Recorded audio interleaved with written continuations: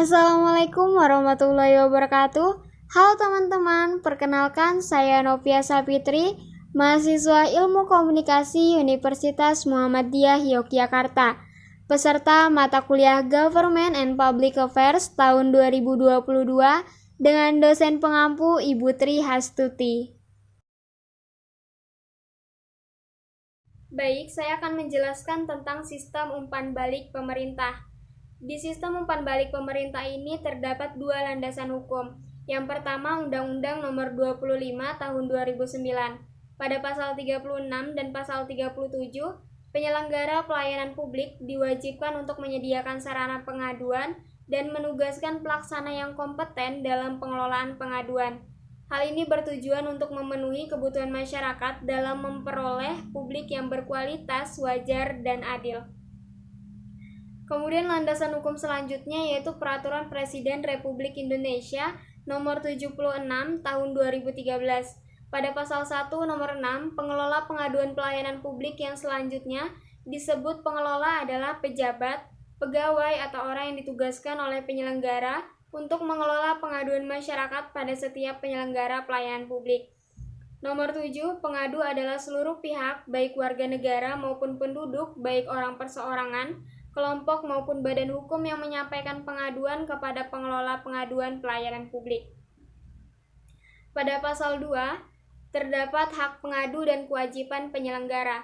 Dalam pengelolaan pengaduan, penyelenggara wajib mengumumkan nama dan alamat kantor penanggung jawab pengelola pengaduan. Yang kedua, mensosialisasikan mekanisme dan prosedur pengelolaan pengaduan. Yang ketiga, menerima, menanggapi, memproses, dan menyelesaikan setiap pengaduan. Menyalurkan pengaduan yang bukan kewenangannya kepada penyelenggara lain yang berwenang. Selanjutnya, melakukan pencatatan dan pelaporan pengelolaan pengaduan. Dan yang terakhir, melakukan pemantauan dan evaluasi pengelolaan pengaduan. Adapun pasal 8 mencakup tentang mekanisme pengelolaan pengaduan. Penyelenggara wajib menyusun mekanisme dan tata cara pengelolaan pengaduan. Mekanisme dan tata cara pengelolaan pengaduan sebagaimana dimaksud pada ayat 1 meliputi penerimaan, terdiri dari pemeriksaan kelengkapan dokumen pengaduan dan pencatatan serta pemberian tanggapan kepada pengadu. Kemudian penelaahan dan pengklasifikasian terdiri dari identifikasi masalah, pemeriksaan substansi pengaduan, klarifikasi, evaluasi bukti, dan seleksi. Kemudian penyaluran pengaduan yaitu meneruskan pengaduan kepada penyelenggara lain yang berwenang dalam hal substansi pengaduan tidak menjadi kewenangannya. Dan yang terakhir, penyelesaian pengaduan terdiri dan penyampaian saran penyelesaian kepada pejabat terkait di lingkungan penyelenggara, pemantauan, pemberian informasi kepada pengadu, pelaporan tindak lanjut, dan pengarsipan.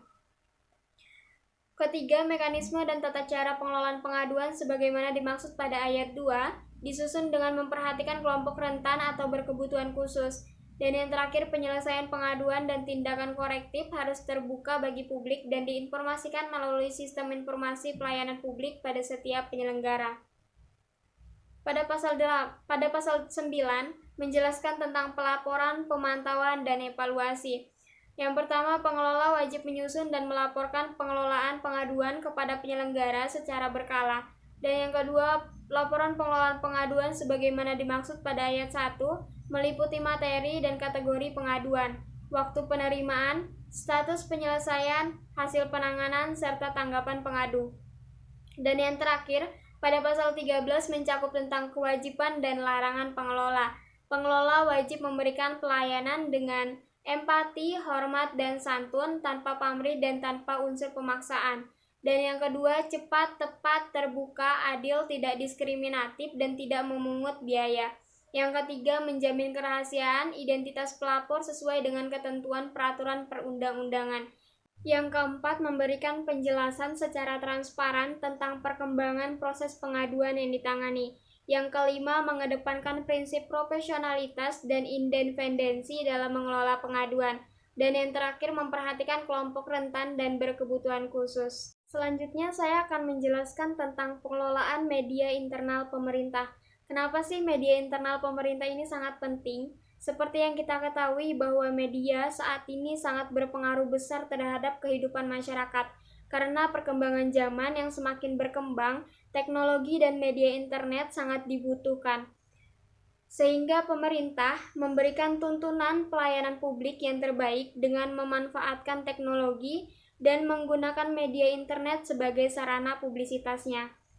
Media sosial didesain untuk menjaga dan meningkatkan reputasi lembaga serta menggali aspirasi publik. Media sosial adalah media interaktif, sehingga humas harus dapat mengikuti ritme media sosial, berkomunikasi secara langsung, dan memberikan respon dengan segera. Media sosial adalah dokumentasi online. Seorang humas harus mengetahui informasi apa yang patut dan tak patut disampaikan kepada publik, serta bagaimana menyampaikannya. Kemudian ada manfaat dari media sosial pemerintah.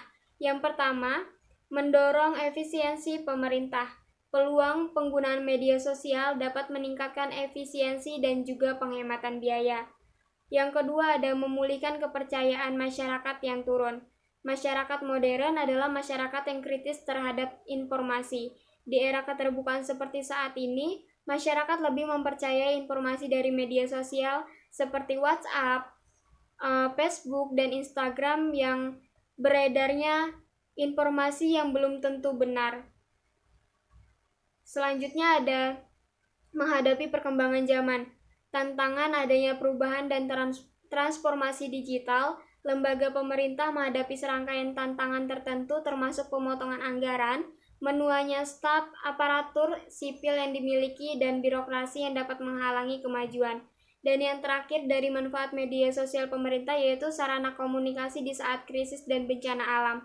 Salah satu kecenderungan masyarakat ketika terjadi bencana atau suatu krisis adalah mereka mencarinya di media sosial.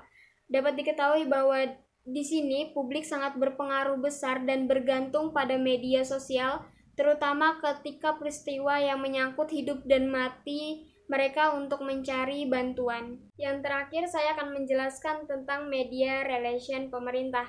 Apa sih media relation? Media relation merupakan aktivitas yang dilakukan oleh seorang public relation yang berhubungan dengan media massa. Dalam hal ini adalah kegiatan publikasi pemerintah. Adapun kegiatan dari media relation pemerintah yaitu press tour, press reception, press briefing, press statement, press interview, dan yang terakhir press gathering. Adapun dari government PR memiliki tugas yaitu berinteraksi dengan para jurnalis untuk membangun hubungan yang bersifat jangka panjang, mengelola kontak dengan jurnalis di saat genting, mencari liputan media dan merespon permintaan wawancara atau informasi yang dibutuhkan oleh jurnalis, membangun hubungan baik dengan media, mengembangkan pesan, pahami karakter masing-masing media, dan yang terakhir menyusun budget. Kompetensi government PR. Yang pertama yaitu menulis press release, menulis speech letter, produksi media visual atau infografik, manajemen event, riset media, dan copywriting. Berikut contoh kegiatan dari media relation pemerintah.